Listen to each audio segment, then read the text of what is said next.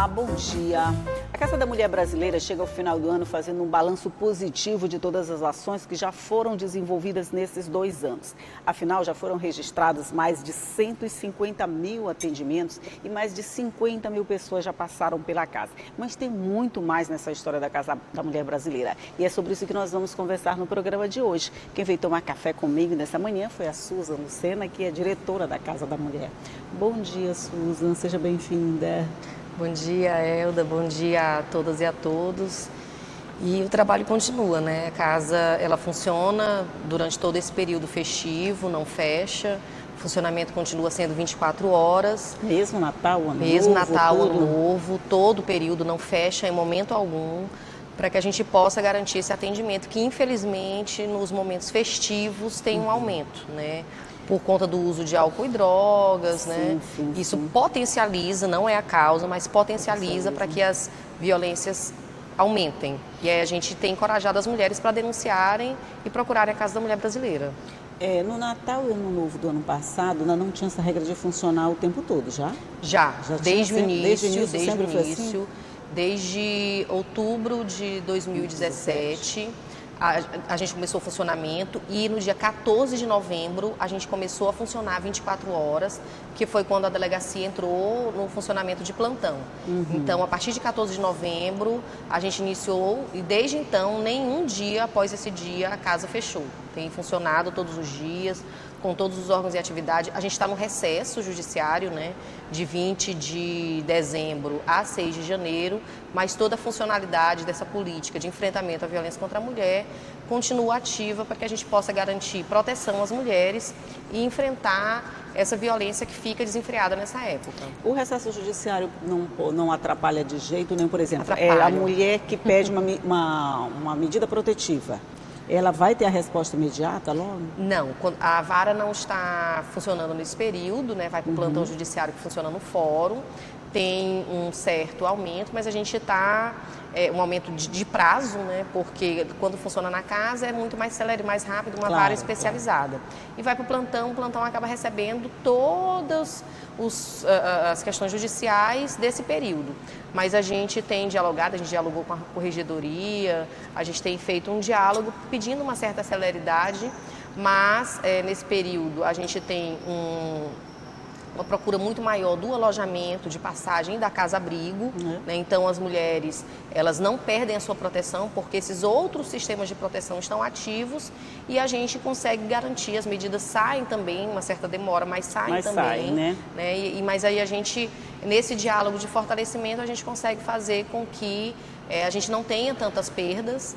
E a gente espera que no próximo ano a gente possa, inclusive, ver como que a gente garante um certo funcionamento, né, para a gente não deixar as mulheres desprotegidas. Vamos dizer, não ter esse intervalo, né, de morosidade nessas atividades. Mas, por exemplo, alojamento. Quem precisa de um alojamento, uma mulher que está em situação de risco, que está se sentindo ameaçada, se ela busca o alojamento nesse período, ela vai conseguir sem problemas? Sim, sem problemas. Ela, com os filhos, a gente tem todo o suporte de alimentação, de vestiário, de tudo, né, para garantir que a mulher ela esteja completamente protegida. Como a gente diz, é um alojamento de passagem e a gente tem a casa-abrigo, que é do Poder Judiciário, funcionando, né?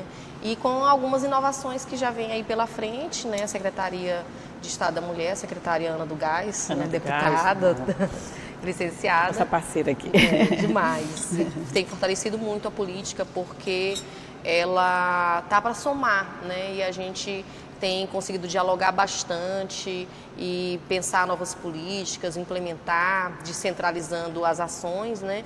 E aí, Imperatriz, a gente vai ter a inauguração no dia 8 de março da Casa da Mulher Maranhense. Dia da Mulher. No Dia da Mulher. Vai começar o Dia da Mulher em grande estilo. É a primeira que vai ter fora de São Luís, não é isso? A primeira. Teremos outras. A Secretaria da Mulher está com muitas atividades nos municípios, levando a carreta da mulher, levando informações para que a gente possa ter esse fortalecimento e fazendo também as campanhas, né? Vem carnaval aí, daqui a pouco festa junina. Né? O tempo corre tão rápido que a gente está aqui antes do Natal já estamos virando a década, né? Isso, estamos virando a década. E a gente está aqui, por exemplo, antes do Natal, já pensando no Carnaval, Dia da Mulher, festejo junino e todas essas datas em que precisa de um pouco mais de atenção. Essas datas festivas são mais trabalhosas para vocês? São porque existe como eu falei anteriormente, o álcool e drogas potencializa. Nunca é causa. A gente não pode dizer, porque eu bebi, eu fiz isso. Não é. É porque já tá no final do relacionamento e não aceita esse fim de relacionamento. É porque começa a criar uma mania de que a mulher está traindo. A violência, ela acontece de tal forma que a mulher começa a se anular. Ela é vítima de violência e aí ela diz assim, se eu reclamo disso, eu apanho, se eu reclamo disso, eu apanho, se eu reclamo disso, eu apanho. E ela começa a se anular. Então ela começa a não reclamar. E quando ela não reclama disso, ela não reclama mais de nada. Ela deve ter outro homem, não é possível. Aí coloca na cabeça de que está traindo. Né? E aí, se reclama, apanha. Se não reclama, é porque tem outro. Exatamente. Então, a gente vê essas situações, essa realidade é muito comum, porque aí ele começa a dizer assim, ela não se importa mais comigo, não me ama mais, isso é porque ela tem outro. Né? E aí, normalmente é um homem que já tem vários relacionamentos fora de casa e a mulher começa a não se importar mais, porque quando vai e reclama e ela tem que aceitar. Então, ela já vai desenvolvendo as doenças psicossomáticas, ficando fragilizada psicologicamente, se sentindo impotente. Por isso que é sempre importante, e as mulheres denunciam quando tem uma pessoa dando suporte. Vamos, você tem que denunciar, eu vou com você. Precisa ter sempre esse suporte psicológico, vamos dizer assim, para incentivar, né? Porque eu imagino que ela já está tão anulada, tão destruída emocionalmente, que não tem nem coragem de aceita. E se ela veio de uma família que tinha violência, normalmente procura a mãe já diz, minha filha, eu passei por isso, vai passar, é assim mesmo. Então tem várias situações que acontecem, a gente já viu situações de mulheres assim, esclarecidas, de uma família de alta classe, e aí do pai dizer, olha, se você fizer isso, você não é mais minha filha, né? Tipo assim, tem que aceitar. E a gente sempre manchar o nome da nossa família, exatamente, vai levar a nossa família para o jornal. Exatamente. Né? E hoje a palavra da mulher tem muita importância. A gente viveu muitas realidades em que o homem dizia assim, tá pensando o quê? Ninguém vai acreditar em você. Você vai chegar lá e dizer, olha quem eu sou, olha quem você é. Então isso desestimula algumas mulheres. E a gente viu, tinha um juiz que era vinculado à ONU, né, que tinha vários trabalhos na área de direitos humanos, e a mulher era vítima de violência em casa. Pois é, prega uma coisa lá fora, parece tudo bonitinho, né? Aí a prática é outra completamente diferente. Porque a gente imagina assim que isso só acontece só na periferia, com mulheres menos esclarecidas, que não têm noção dos direitos que têm, com mulheres que são dependentes economicamente, mas a dependência emocional é a pior de todas, eu acredito. É a primeira, né? Ela está em toda a base. Vamos falar sobre isso no próximo bloco? Vou só dar uma pausa aqui, a gente toma café e volta. Um minutinho só, eu volto já.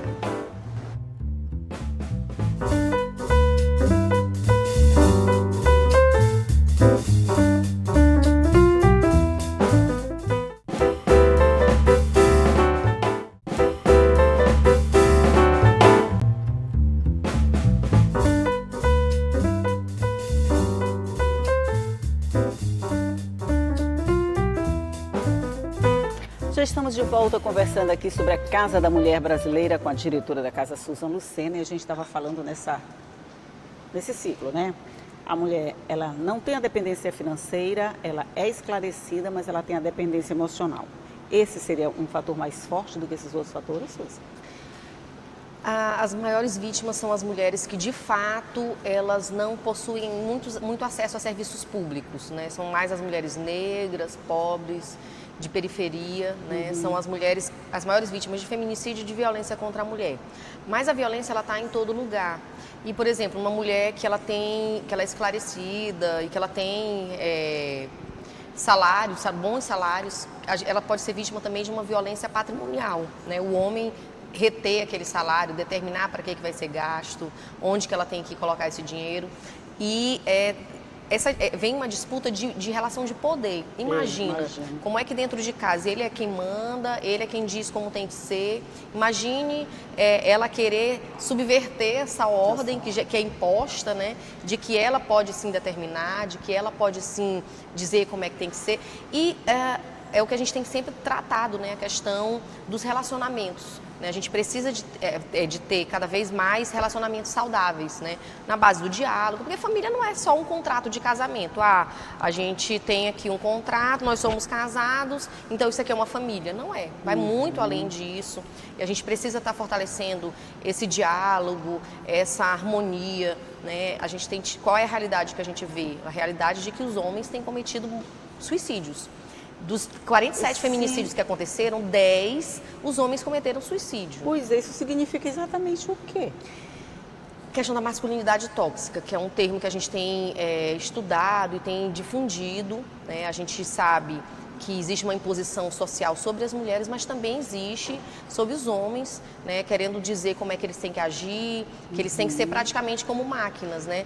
A gente, por exemplo, quando está com problema, a gente procura não só uma amiga, 10 amigas, estou com problema, a gente está chorando o nome de todo mundo, né? E só de falar, parece que a gente já gerou uma carga muito grande, parece que o problema já está praticamente resolvido. E os homens não. Quando a gente pergunta assim, você tem algum amigo que seja confidente, ou a sua mãe, ou a sua esposa, alguém que você conte seus problemas, que você desabafe? Não, a maior parte deles não tem. E aí eles vão guardando para si. Tem vergonha de contar também, né? Imagina. Porque ele é criado para não chorar, para ser o forte, né? Então tem várias situações dessa imposição que às vezes ele não percebe. Isso, acho que ele percebe, né? Aí 8 a cada 10 suicídios cometidos pelos homens, né? Que não trabalham a sua saúde mental. A gente tem dialogado cada vez mais a questão da saúde mental. Inclusive a violência contra a mulher é uma questão de saúde pública, pela Organização Mundial de Saúde. Por quê? Porque essas mulheres desenvolvem doenças psicossomáticas, porque essas mulheres elas acessam 3 vezes mais o Sistema Único de Saúde, porque interfere também na questão dos filhos, que ou abandonam a escola, ou faltam bastante, 78% dos casos. Então, a gente tem assim, afeta toda a família. E a família é a base da sociedade, então afeta toda a sociedade. Os filhos também podem desenvolver doenças por conta disso? Sim, com certeza. E alguns reproduzem, na maior parte das vezes reproduzem a violência que vivem em casa, e outros acabam rechaçando toda forma de violência por ter convivido muito fortemente, que é, na verdade, a exceção. E a gente precisa estar trabalhando porque, por exemplo, uma mulher que vive numa família em que o pai age dessa forma e diz que ela tem que agir dessa forma, ela vai aprender que ela tem que se portar como a mãe, que ela tem que aceitar, como a mãe dela aceitou. E da mesma forma, o menino, né? Ele vê o pai fazendo aquilo e diz, eu tenho que reproduzir esse sistema de poder. É isso que é ser macho, é isso que é ser macho, homem, né? É verdade. Né? A última palavra é a minha. É a última... A única, né? A única porque palavra. se fosse a última, aquela da sim senhora, que a gente sempre briga, estava valendo, né? Mas essa única, de não ter diálogo, de não ter nada, fica bem complicado. Durante esses 2 anos, a gente pode dizer que o resultado conseguido até agora está atendendo os objetivos? Quer dizer, falta ainda alguma coisa? Dizer, não, isso aqui a gente não cumpriu bem, a gente tem que trabalhar mais. Como é que foram esses 2 anos? A gente precisa fortalecer o atendimento psicossocial, né? Porque todas as mulheres vítimas de violência física, que é a violência mais visibilizada, né? Ela antes disso, ela é vítima da violência psicológica, ela se sente impotente na relação. Os 2 principais fatores para ela não denunciar é a vergonha e o medo. Ela demora ainda, em média, 7 anos para denunciar. Eu acho absurdo este número de 7 anos, sinceramente, não consigo me conformar com este tempo. São raríssimas as mulheres que na primeira violência elas denunciam. Raríssimas. Né? A gente vê uma realidade em que a violência vem se perdurando, porque assim, é um ciclo, né? Não é uma pessoa desconhecida, que eu cruzei na rua, a pessoa não gostou da minha cara e me bateu. Não é. É a pessoa que você ama, do relacionamento que você quer que dê certo, o pai dos seus filhos. Tem toda uma situação. Pois é isso que atrapalha mais, né? Porque se fosse um desconhecido, às vezes você não leva a sério, vai denunciar, mas é alguém ali da tua relação. Eu acho que isso que atrapalha um pouquinho, né? Ele vai mudar, ele vai chegar o Natal, o espírito de Natal vai chegar junto com o Papai Noel, né? Aí o espírito de Natal passa e ele nem sente. Aí tem 2 situações, né? A questão, tem um ciclo da violência, né? Violência verbal, xingamentos, etc. Violência física, lua de mel, perdão, meu amor, eu te amo, isso não vai mais acontecer. Isso. E tem uma outra questão. Quando ela já resolve pôr fim a esse relacionamento, que ela sabe que não dá certo, tem a questão do medo. Ele sabe onde ela trabalha, ele sabe qual o percurso dela, ele tem acesso à casa dela, tem acesso aos familiares. Ele diz, se você me largar, eu lhe mato, mulher minha não vai ser de mais ninguém, eu mato a sua mãe, eu mato seu pai. Então, assim, tem todo um clima de ameaça também. Tanto é que muitas mulheres, quando vão denunciar, elas denunciam também crime de injúria, o crime de ameaça, não só a violência física sofrida. Essa ameaça seria um dos principais entraves para o medo de denunciar? Porque ela já está fragilizada, né? Ela já vem de um ciclo de violência. Ela pensa, nossa, ele é capaz sim de fazer isso. E se eu o denunciar, ele de fato vai fazer isso. Só que a realidade que a gente tem visto é que as mulheres que procuram ajuda, que denunciam, que conseguem medidas protetivas de urgência e que é acompanhada pela Patrulha Maria da Penha, são as mulheres que não são vítimas de feminicídio, né? Então a gente precisa fortalecer para que as mulheres saibam que se ela permanecer nessa relação, é muito mais fácil ela ser vítima de um feminicídio do que se ela tentar dar um basta e procurar o poder público. Assim, só uma última pergunta. 2020, o que vem de novo? A gente já falou da inauguração da Casa da Mulher Brasileira, né? Da Imperatriz. Mas o que é que tem de novo? Quer dizer, como é que vai ser 2020 para você? Já está planejado? Vai ser melhor? Vai ser igual? Como é que vai ser? A gente tem pensado em potencializar mais a questão da capacitação das mulheres, né? A gente já realizou vários cursos de capacitação e articulação para encaminhar as mulheres no mercado de trabalho, né? Através do projeto Nasce uma Estrela, em parceria com inúmeras empresárias aqui de São Luís, né? A gente tem o apoio da advogada Ana Brandão, Valéria Lawande, a Dani da Dot Beauty. Então, a gente tem muitas, né, mulheres encorajando e fortalecendo outras mulheres, e a gente precisa estar trabalhando esse fortalecimento, porque quando a gente faz isso, a gente trabalha também a autoestima, a gente dá uma oportunidade dela romper esse ciclo, dela ter a sua autonomia econômica, e aí a gente precisa fechar todo esse ciclo, né? Ter o atendimento policial, ter o atendimento judicial, mas também ter essa porta de saída, que é a autonomia econômica, para fortalecer as mulheres. A independência financeira é um meio caminho nessa história toda, né? Então, que venha 2020 cheio de novidades, que vocês vão ter muito trabalho no final de ano, com certeza, né? É festa, mas é trabalho também, né? Fica todo mundo de plantão?